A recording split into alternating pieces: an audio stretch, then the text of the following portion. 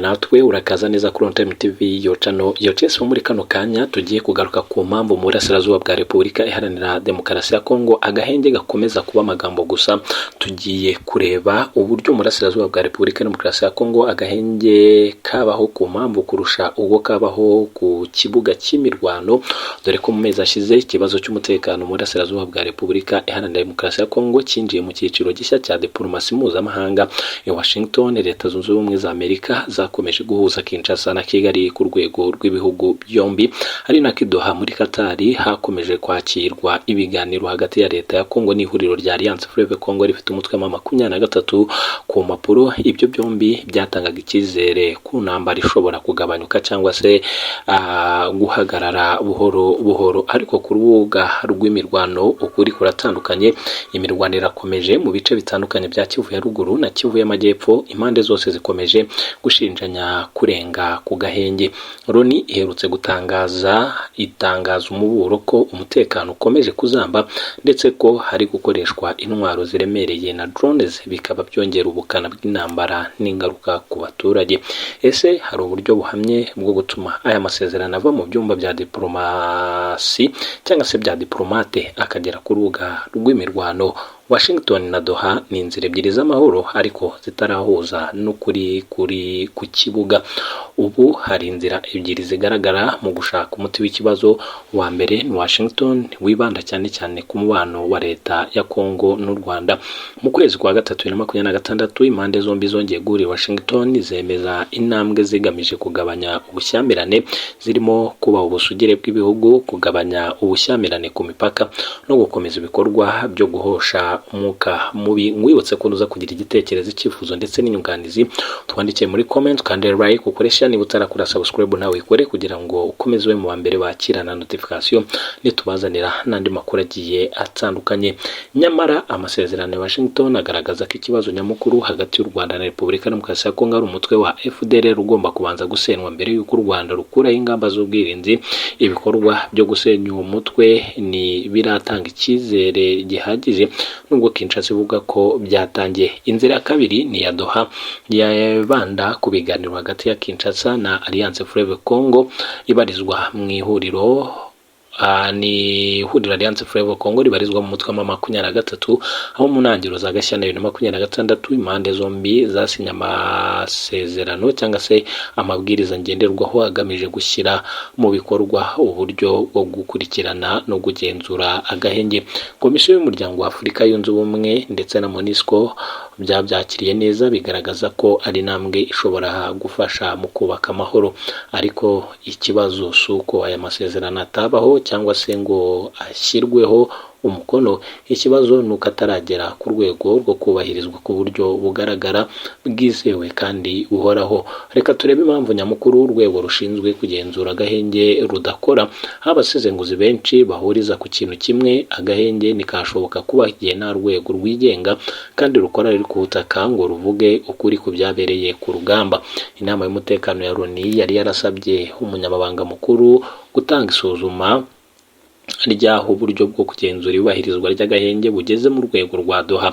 Raporo y'akanama ka Loni gashinzwe amahoro n'umutekano ku isi yagaragaje ko nubwo hari intambwe zimwe zatewe, Kinshasa na M23 bakomeje gushinjanya kurenga ku gahenge.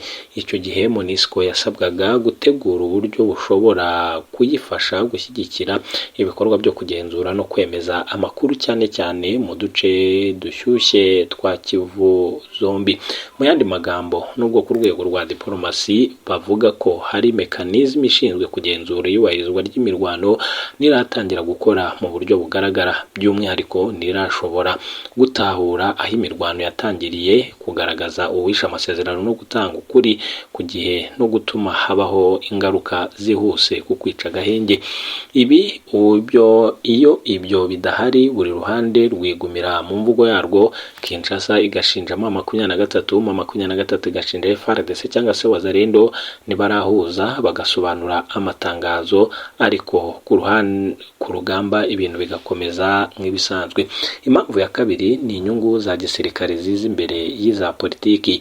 Mu burasirazuba bwa Repubulika ya Demokarasi ya Kongo intambara si amagambo gusa, ni no guhatanira igenzura ry'ahantu hafite akamaro nk'imisozi, imipaka n'ahantu h'ingenzi ku rwego rwa gisirikare n'ubukungu. Niyo mpamvu niyo habayeho agahenge kadafite ubugenzuzi, impande zose zikomeza gushaka uko zafata ahantu h'ingenzi, zahindura imirongo y'urugamba ndetse n'uko zarinda ibirindiro byazo no gukomeza kwiyubaka. Niyo mpamvu na nyuma y'amasezerano y'i Doha ibikorwa bya gisirikare bitahagaze. Raporo y'akanama ka Loni yagaragaje ko impande zombi zakomeje gushinjanya ibitero, harimo n'ibikorwa byifashisha drone. Loni hamwe n'indi miryango yigenga byemeje ko intambara ikomeje kandi irushaho gukomera, nubwo ku rwego rwa diplomasi hari ibiganiro byo kwihagarika.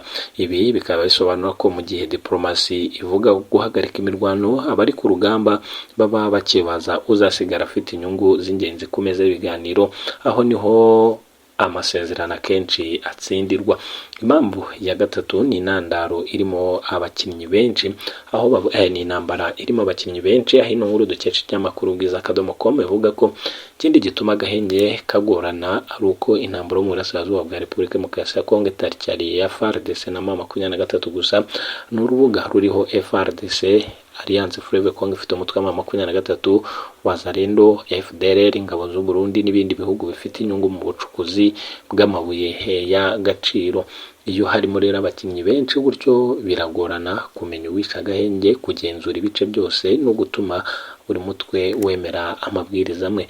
Niyo mpamvu amasezerano ashobora gusinywa hagati y'impande ebyiri, ariko ku butaka ibikorwa by'urugomo bigakomeza kubera abandi bakinnyi batagengwa n'ayo masezerano. Impamvu ya kane, nta gihano gihita gikurikira uwishe agahenge. Amasezerano yose akenera ibintu bibiri: kugenzura no guhana.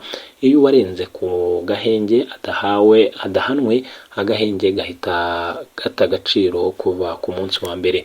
Iyo igihano kidahujwe n'ubugenzuzi buhoraho ku butaka, ntacyo kiba kikimaze.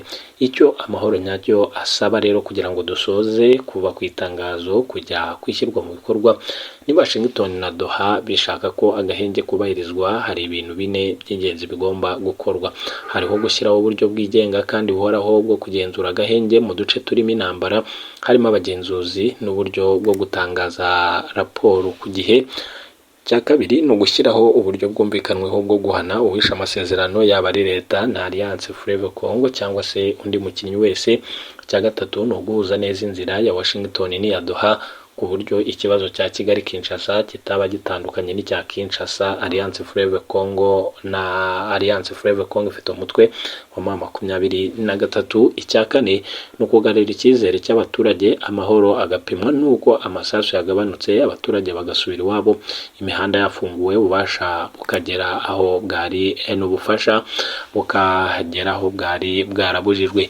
Mu burasirazuba bwa Kongo ikibazo cy'uko amahanga atakivuga ku mahoro, si uko ibiganiro bitabaho cyangwa se ngo amasezerano atandikwa. Ikibazo nyamukuru nuko amahoro acyubakwa n'itangazo rya diplomasi mbere yo kubakwa ku kibuga cy'imirwano. Washington ishobora gutanga icyizere ku rwego rw'ibihugu, na Doha igatanga inzira y'ibiganiro hagati ya leta ya Kongo na Alliance Fleuve Congo ifite umutwe wa M23. Ariko igihe cyose nta bugenzuzi bwigenga bufatika kandi buhoraho buhari, guhagarika imirwano bizakomeza kuba intsinzi y'amagambo kurusha intsinzi y'amahoro.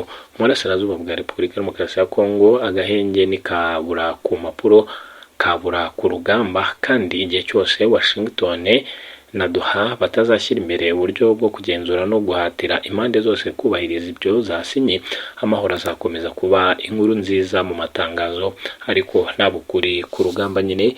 Nk'uko amakuru yizewe, amakuru atugeraho muri kano kanya dufite akomeza kugenda abivuga. Ese wowe urabyumva ute? Urabibona ute? Uraduha igitekerezo cyawe twandikira muri comment, kandi like ukoresha. Niba utarakora subscribe nawe ikore, kugira ngo n'andi makuru n'ibiganiro byinshi byiza bigiye bitandukanye dukomeje kugenda tukugezaho bikomeze kugenda tuyakugezaho 5 kuri 5.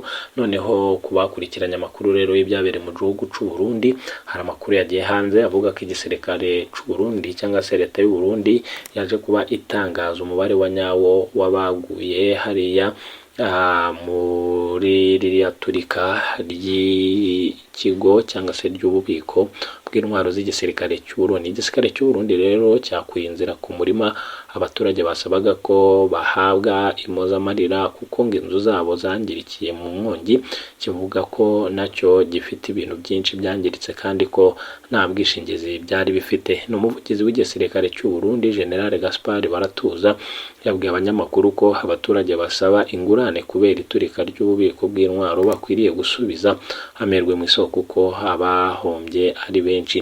Atababuze ibyabo, mwumvise ko n'igisirikare cyabuze inzu n'ibikoresho byahiye. Sinzi ntacyo nabasubiza.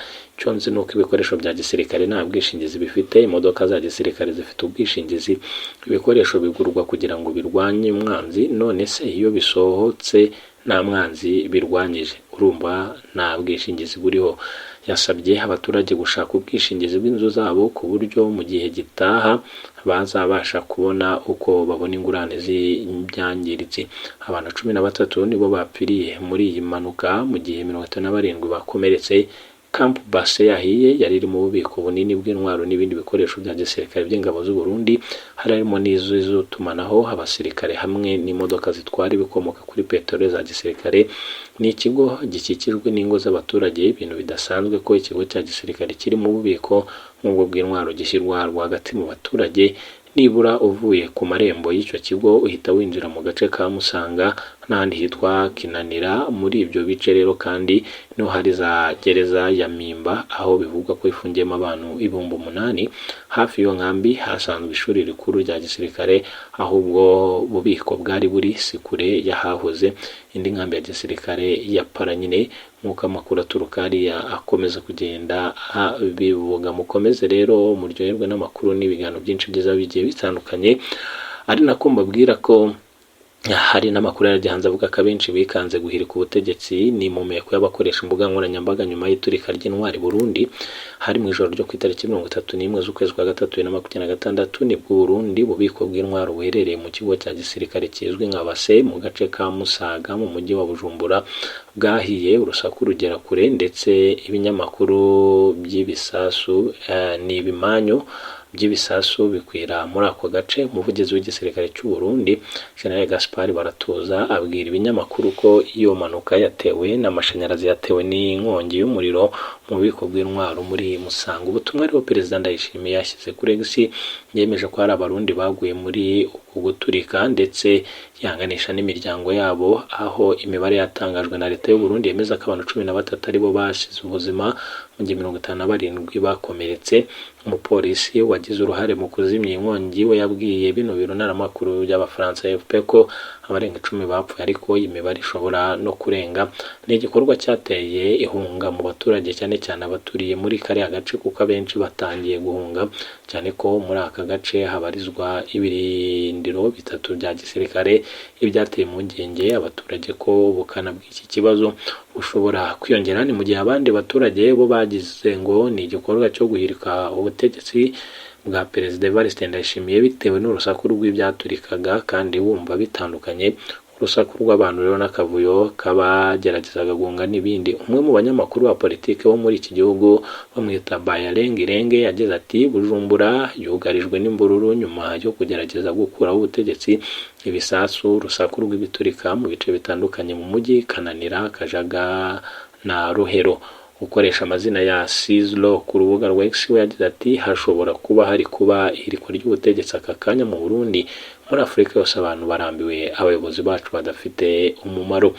Ikinyamakuru SOS Media Burundi cyo cyagaragaje amashusho y'abantu bataye ibinyabiziga byabo mu muhanda igaragaza akajagari n'igihunga cyatewe n'iturika ryaturikaga ahabereye inkongi y'umuriro, abandi bahunga kuko ngo ibisasu byagwaga hirya no hino mu duce twegereye ubwo bubiko bwahiye. Ambasade zitandukanye kandi ziri muri Burayi zahise zitangira kuburira abaturage bazo kwihisha, kuguma ahantu hatekanye no kwirinda ingendo zitari ngombwa kugeza igihe ikibazo cyongeye gusa n'igicogora. Uguturika i Bujumbura kwamaze amasaha menshi ariko kwarangiye hagana saa 4 n'igice z'ijoro. Mukomeze mugire ibihe byiza.